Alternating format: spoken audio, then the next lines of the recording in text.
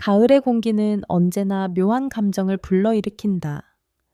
바람이 살랑이며 낙엽을 흔들 때 그 안에 스며있는 시간과 기억이 조용히 고개를 든다. 서울 강남의 중심에 우뚝 선 마천루 그 꼭대기층 유리창 앞에 서 있는 한 남자가 있다. 그는 고요한 얼굴로 아래를 내려다보며 도로를 가득 메운 차량의 흐름을 바라보고 있었다. 그의 이름은 서지훈 대한민국을 대표하는 이에비아 IT 그룹 지엔테크의 대표이사. 나이 38 자수성가의 전설로 불리는 인물. 20대 초반 맨주먹 하나로 시작해 수천억의 자산을 일군 인물로 언론에 자주 등장하지만 그 누구도 모른다. 그가 무엇을 잃고서 그 자리에 섰는지, 그가 가장 깊이 숨기고 싶은 이름, 그는 아직도 그 이름을 기억한다. 한소연, 그의 첫사랑, 그리고 그의 인생에서 가장 후회되는 선택의 대상. 지우는 인천의 한 낡은 골목에서 태어났다. 아버지는 철강 공장에서 근무했고 어머니는 건물 청소와 가정집 가사일을 전전하며 생계를 꾸렸다. 좁고 습한 단칸방에서 잠을 자고 밤마다 이불 너머로 들려오는 부모의 한숨을 들으며 자란 그는 아주 어릴 적부터 다짐했다. 나는 반드시 성공할 거야. 반드시 여기서 벗어난다. 그는 공부에 모든 것을 쏟아부었다. 새벽까지 책상 앞을 지켰고 아무리 배가 고파도 학원만큼은 포기하지 않았다. 그 결과 대한민국 최고 명문이라 불리는 서울대학교 전자공학과에 입학했다. 그리고 그곳에서 한소연을 만났다. 소연은 미술을 전공하던 감성 깊은 여학생이었다. 긴 머리카락과 자주 들고 다니던 스케치북, 그리고 수줍은 듯한 미소는 지훈의 세계를 부드럽게 흔들어 놓았다. 처음엔 너무 달랐다. 지훈은 숫자와 기술 효율과 논리로 세상을 보는 사람이었다면 소연은 색감과 빛 감정과 사람을 그리는 사람이었다. 하지만 이상하게도 두 사람은 자연스럽게 가까워졌다. 서로의 부족한 부분을 채워주는 존재가 되어갔다. 지훈이 아무리 차가운 척해도 소연은 그의 따뜻한 속마음을 알아봤다. 너는 생각보다 훨씬 따뜻한 사람이야. 단지 그걸 숨기고 있을 뿐이지. 그 말은 그 어떤 칭찬보다 깊이 지훈의 마음에 남았다. 대학 시절 지훈은 늘 미래를 준비했다. 수업 외에는 항상 창업 아이템을 고민했고 밤샘 토론과 자료 조사에 몰두했다. 생활비는 늘 부족했지만 그에게 시간은 금보다 귀했다. 그런 그를 소연은 묵묵히 옆에서 응원했다. 자신도 여러 아르바이트를 하면서 지훈의 자료를 인쇄해주고 도시락을 싸주며 그가 공부에만 집중할 수 있게 도왔다. 소연의 꿈은 해외에서 전시회를 여는 화가가 되는 것이었지만 그 꿈보다 지훈이 더 중요하다는 듯 그녀는 자신의 시간을 지훈에게 내어주었다. 그러나 시간이 지나고 창업이 본격화되면서 두 사람의 관계는 서서히 균열이 생기기 시작했다. 지훈은 점점 더 바빠졌고 연락은 줄어들었으며 데이트는 잦아들었다. 그는 성공을 향한 갈망에 눈이 멀어 있었다. 소연은 그가 변해간다는 것을 느꼈지만 믿었다. 그 사람은 나를 버리지 않을 거야. 아니, 그럴 수 없을 거야. 하지만 어느 날 그녀는 더는 참을 수 없었다. 지훈아, 나 아직도 네가 사랑하는 사람이 맞아. 그녀의 목소리는 떨렸고 눈동자는 불안으로 가득했다. 지훈은 처음엔 침묵했다. 그리고 차가운 목소리로 말했다. 소연아, 넌 지금 나한테 짐이야. 내가 가고자 하는 길에 넌 걸림돌이 되고 있어. 그 말은 칼처럼 그녀의 마음을 베어갔다. 소연은 아무 말 없이 그의 얼굴을 오래 바라보았다. 그러곤 고개를 끄덕이며 조용히 돌아섰다. 그 순간 그들의 사랑은 끝이 났다. 아무도 몰랐다. 그날의 이별이 두 사람의 인생을 얼마나 바꿔놓을지. 지우는 뒤를 돌아보지 않았다. 사업은 점점 궤도에 올랐고 수많은 투자가 몰려들었으며 그는 회의와 미팅으로 일상이 가득 찼다. 한때 사랑했던 사람의 이름조차 입에 올리지 않게 되었다. 하지만 완전히 잊은 건 아니었다. 밤늦게 사무실에서 혼자 남아 창밖을 바라볼 때 문득 그녀의 그림 같은 눈빛이 떠오르곤 했다. 그럴 때면 그는 책상 위에 놓인 사진 액자를 뒤집어 버리곤 했다. 그 안엔 소연과 함께 찍은 대학 시절의 사진이 아직도 있었다. 몇 해가 지나고 가을은 또다시 서울에 찾아왔다.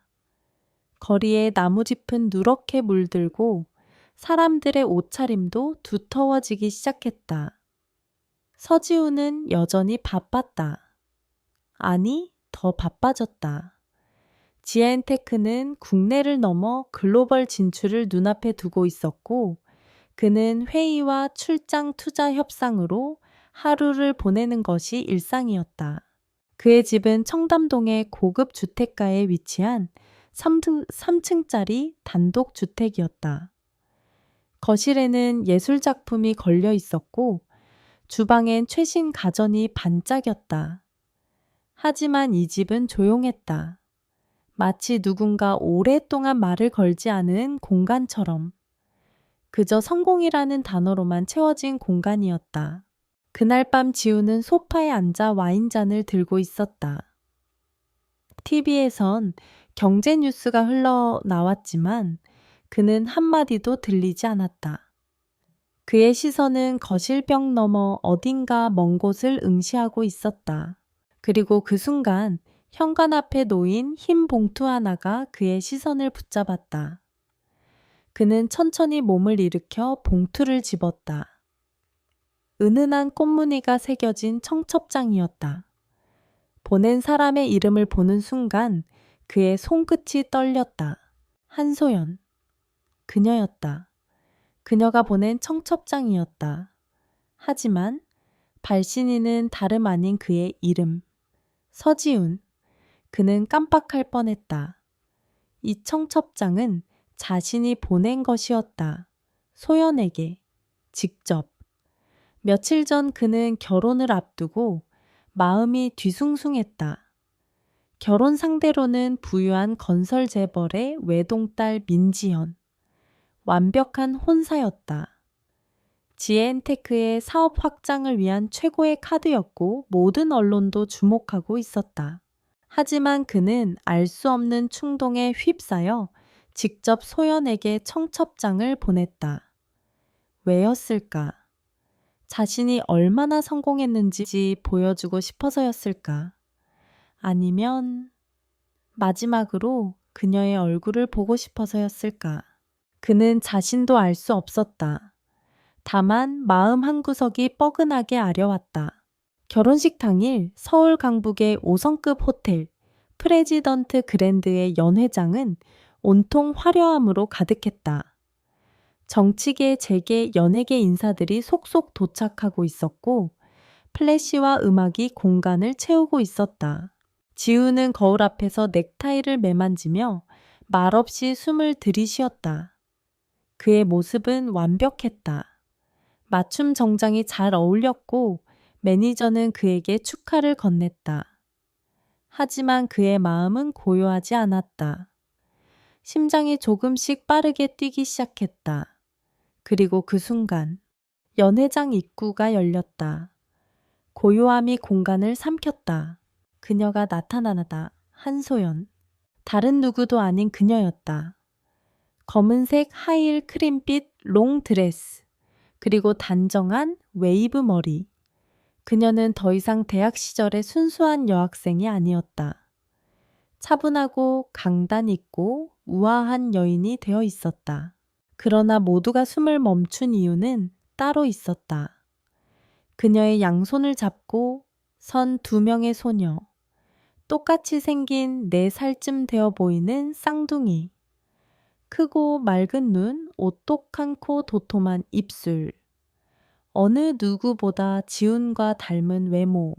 지훈의 손에서 샴페인 잔이 미세하게 흔들렸다. 숨이 막히는 듯한 충격이 그의 가슴을 내리쳤다.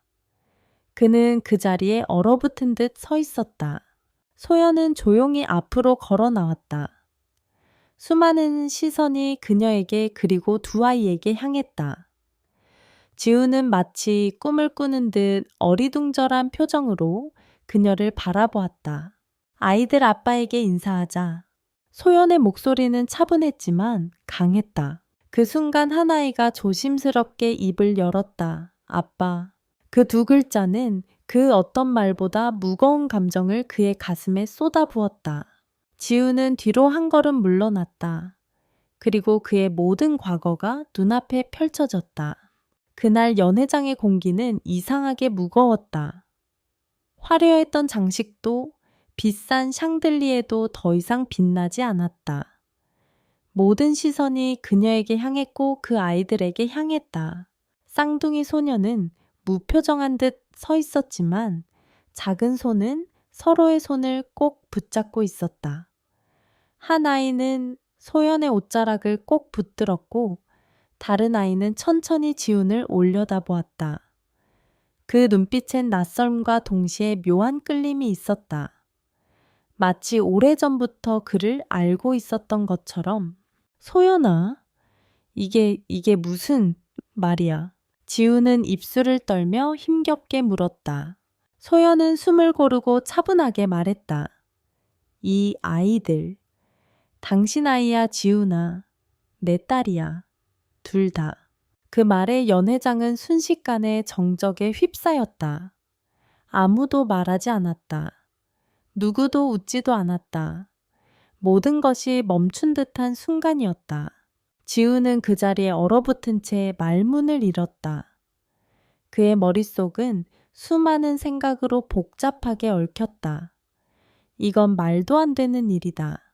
하지만 그 아이들의 눈, 그 아이들의 표정, 그 아이들의 작은 얼굴은 거울 속 자신의 어릴 적 모습을 그대로 옮겨놓은 듯 했다.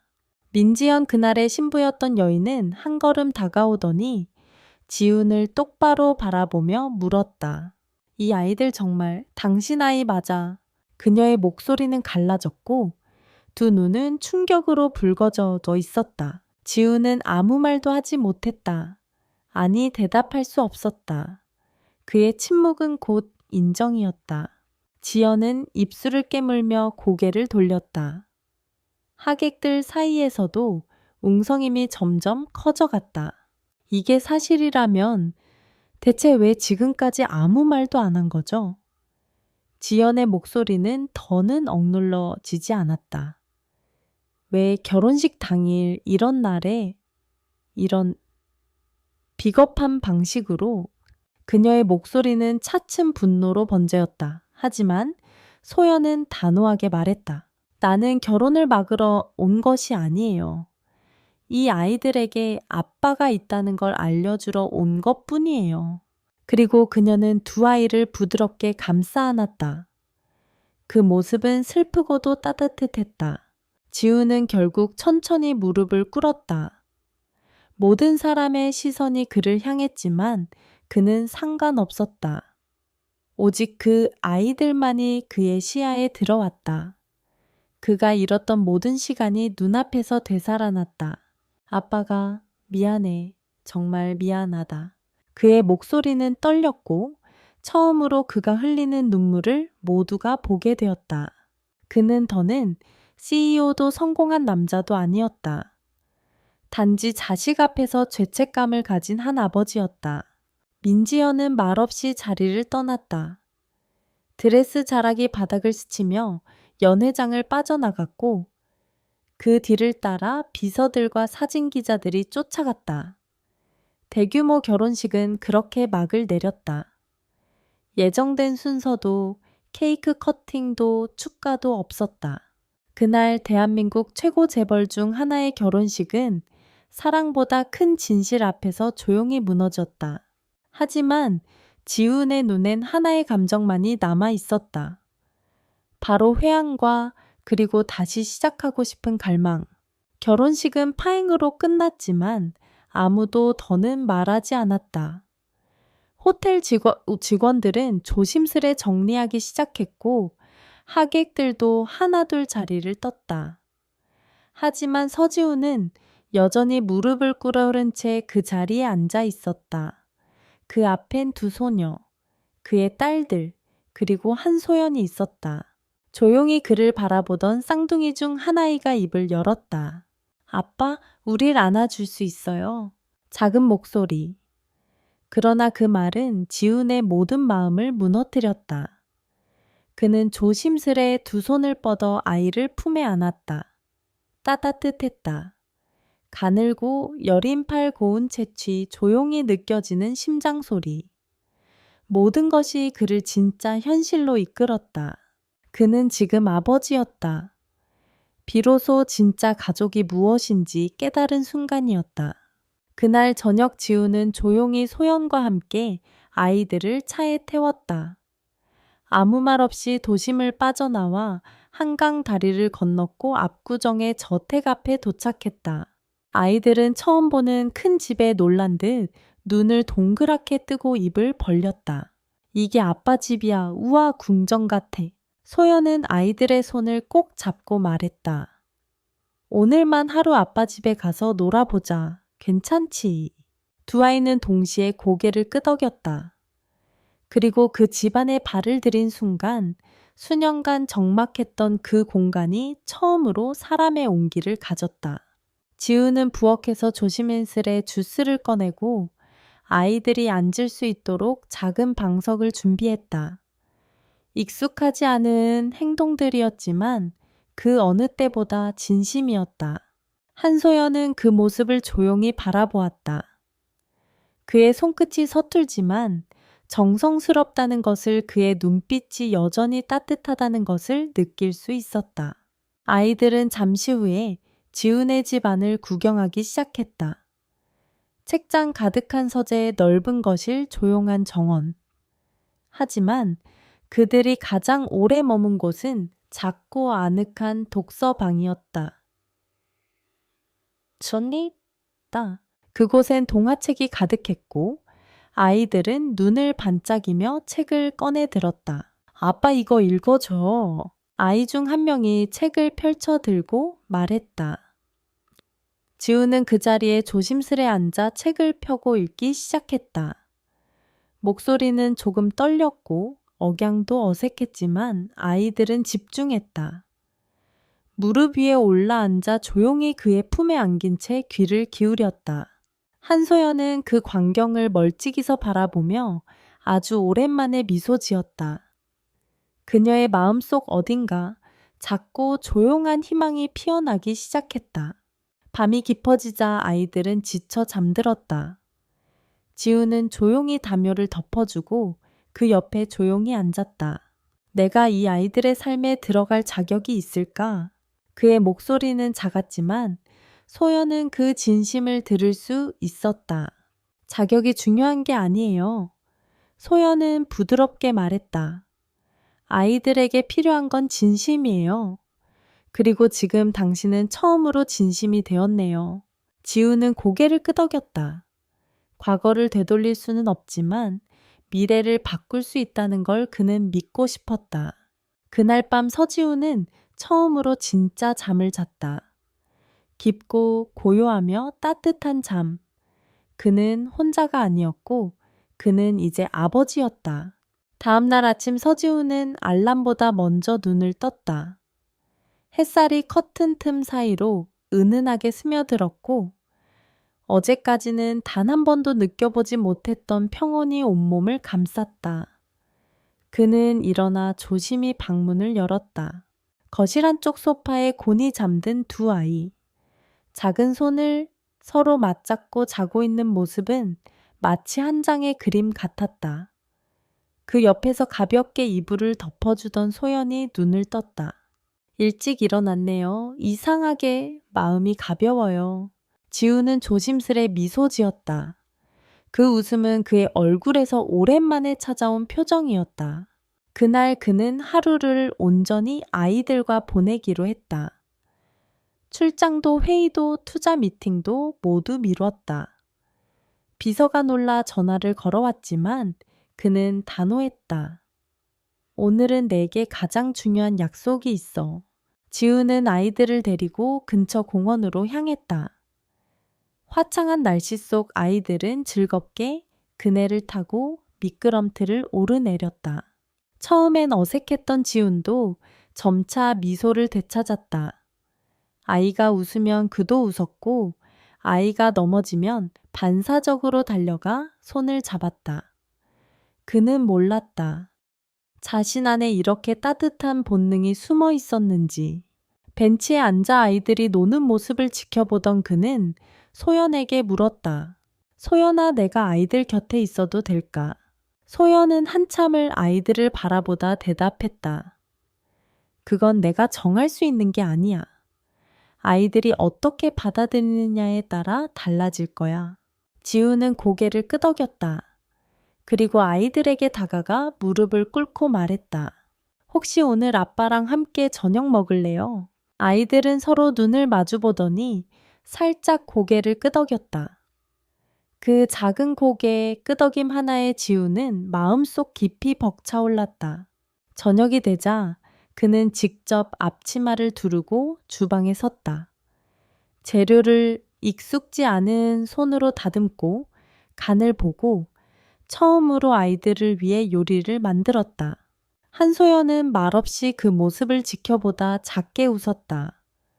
그 모습은 예전 대학 시절 도서관에서 도시락을 받아들고 수줍게 웃던 지훈과 닮아 있었다. 맛은 없을 수도 있지만 정성은 100%야. 그는 멋쩍게 말했다. 식탁에 둘러앉은 네 사람. 그날의 식사는 그 어떤 고급 레스토랑보다 따뜻했고 어떤 미슐랭 셰프보다 정성스러웠다. 아이들은 조심스레 젓가락을 들었다. 그러다 곧 활짝 웃으며 말했다. 맛있어요, 아빠. 그 말에 지훈의 눈가가 붉어졌다. 그는 조용히 아이들의 머리를 쓰다듬었다. 그래, 앞으로 더 맛있는 거 많이 해줄게. 그날 밤 지우는 침대가 아닌 거실 카펫 위에서 두 아이의 이야기를 들으며 웃고 듣고 또 웃었다. 오래도록 그렇게 가족이 함께 머문 시간은 그가 지금껏 어떤 성공에서도 느껴보지 못한 진짜 행복이었다. 며칠 후 서지훈의 일상은 다시 빠르게 돌아가기 시작했다. 그러나 예전과는 달랐다. 이제 그는 아침마다 아이들에게 인사를 하고 저녁엔 꼭 함께 식사를 하려고 노력했다. 하지만 세상은 그리 호락호락하지 않았다. 지훈이 결혼식 당일 자리를 떠난 일이 언론에 대대적으로 보도되면서 지엔테크의 이미지에 큰 타격이 가해졌다. 특히 결혼 상대였던 민지현의 집안 대형 건설사 화정그룹은 공개적으로 불쾌감을 드러냈고 몇몇 공동 프로젝트는 일방적으로 계약 해지되었다. 언론은 지훈을 두고 온갖 루머를 쏟아냈다. 결혼식에서 아이를 데려온 전 여친 서지훈 아이 숨기고 정략 결혼 추진 대한민국 재벌가 전무후무한 스캔들. 그 모든 기사와 악성 댓글 속에서도 그는 차분했다. 회사의 손해보다도 소연과 아이들이 이 일로 상처받을까봐 더 걱정스러웠다. 어느 날 밤 소연은 아이들을 재우고 거실에서 조용히 창밖을 바라보고 있었다. 지우는 조용히 다가가 그녀 옆에 앉았다. 힘들죠? 그가 조심스럽게 물었다. 소연은 고개를 천천히 돌렸다. 당신보다 나보다 아이들이 더 걱정이에요. 아직 어리고 세상이 얼마나 잔인한지 몰라요. 하지만 언젠가 알게 될 텐데 그게 두려워요. 지우는 작게 한숨을 쉬며 말했다. 그게 바로 내가 지금 싸워야 하는 이유야. 내가 만들어버린 상처라면 내가 책임져야 해. 이젠 도망치지 않을 거야. 그의 말은 단단했다. 예전의 욕망에 찌든 음울한 성공이 아니라 사람을 위한 선택이 담긴 목소리였다. 소연은 그를 가만히 바라보았다. 그리고 묻는다. 진심이에요. 지우는 잠시 숨을 고른 뒤 말했다. 처음으로 진심이야. 그리고 처음으로 누군가를 위해 모든 걸 걸어도 된다고 생각했어. 그 누군가는 너와 우리 아이들이야. 며칠 후 민지연에게서 연락이 왔다.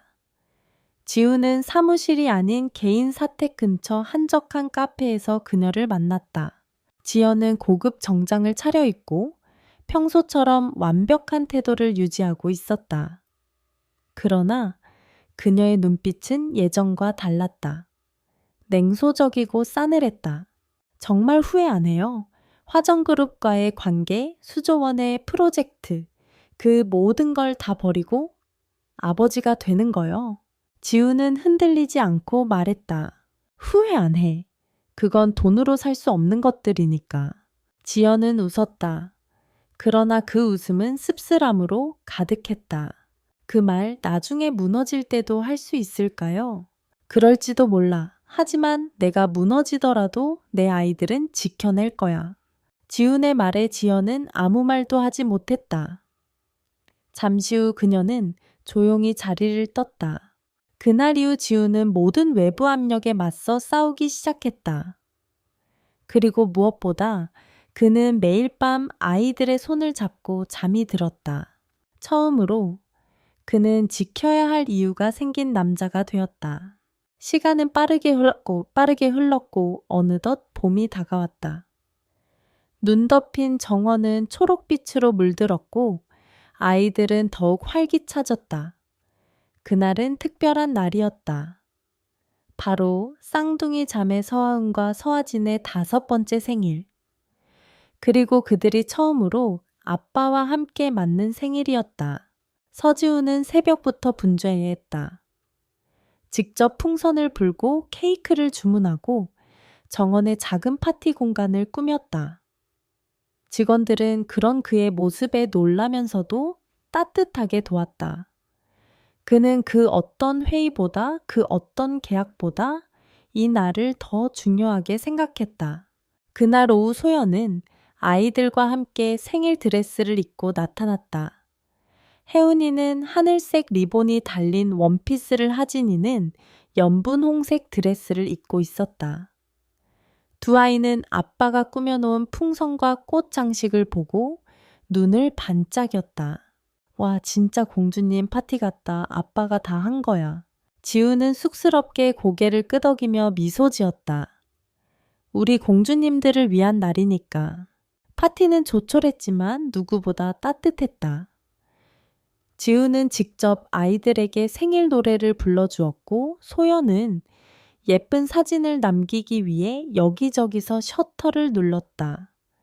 하진이는 연신 아빠의 옆에 붙어 웃었고 혜운이는 조용히 아빠의 얼굴을 한참 바라보다가 작은 목소리로 말했다. 아빠. 지우는 멈칫해했다. 처음으로 혜운이 먼저 부른 아빠였다. 나 아빠 좋아. 그 말 한마디에 그는 모든 걸 참을 수 없었다. 그동안 누르던 감정이 무너졌고 그는 조용히 혜운이를 안았다. 아빠도 너희 둘 정말 많이 사랑해.